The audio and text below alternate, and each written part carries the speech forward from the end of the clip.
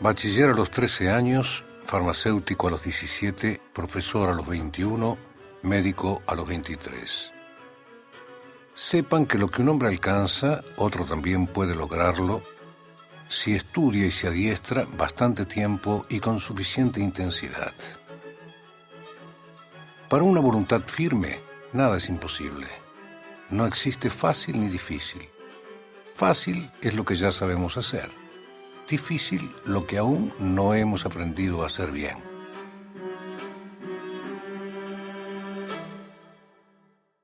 Por eso quiero contarles la historia de mi vida, que no es otra cosa que la historia de mi voluntad.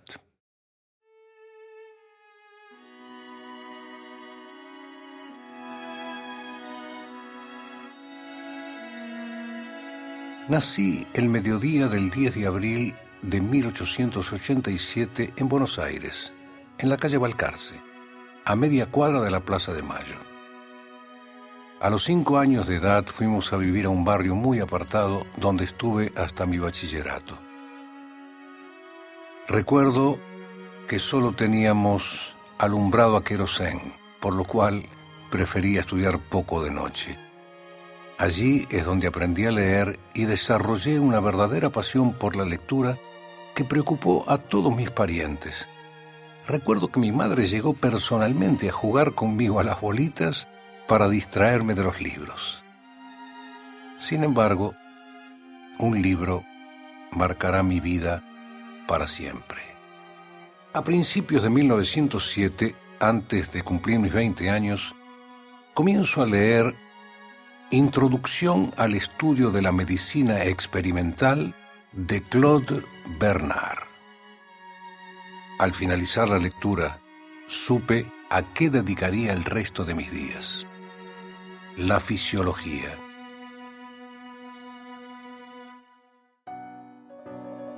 La fisiología es la ciencia que estudia los fenómenos propios de los seres vivos y las leyes que los rigen. Inicié mis investigaciones trabajando sobre la hipófisis de la rana.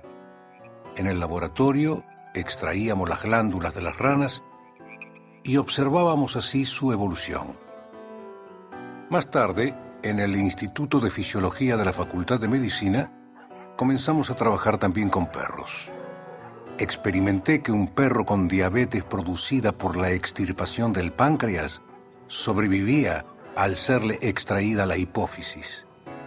Después de un estudio sistemático, pudimos demostrar el fenómeno biológico por el cual la hipófisis interviene en el consumo de azúcares del organismo.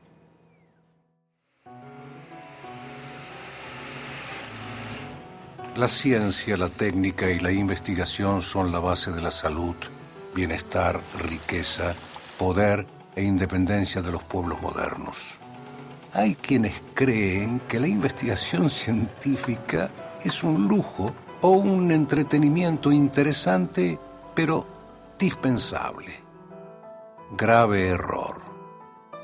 Es una necesidad urgente, inmediata e ineludible para adelantar.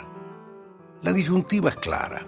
O bien se cultiva la ciencia, la técnica y la investigación y el país es próspero, poderoso y adelanta, o bien no se la practica debidamente y el país se estanca y retrocede. Vive en la pobreza y la mediocridad.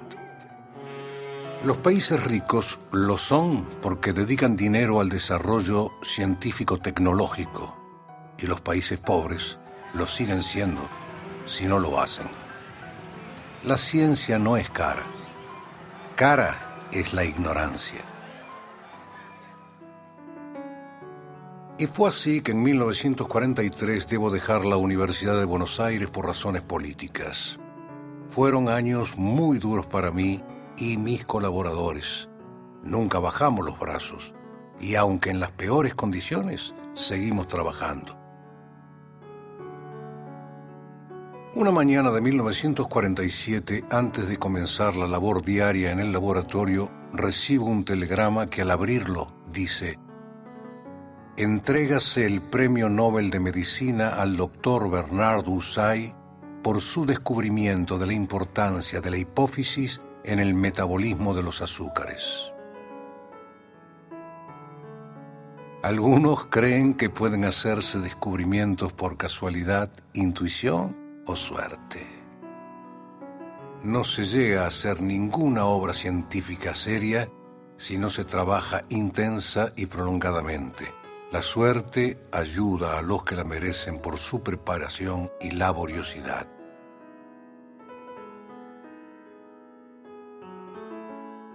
Cuando oigo hablar de esos inteligentes que no trabajan, pienso que si no lo hacen es porque no son lo bastante inteligentes.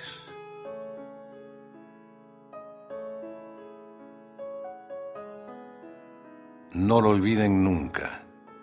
La mayor diferencia entre los hombres depende de cómo aprovechan su tiempo.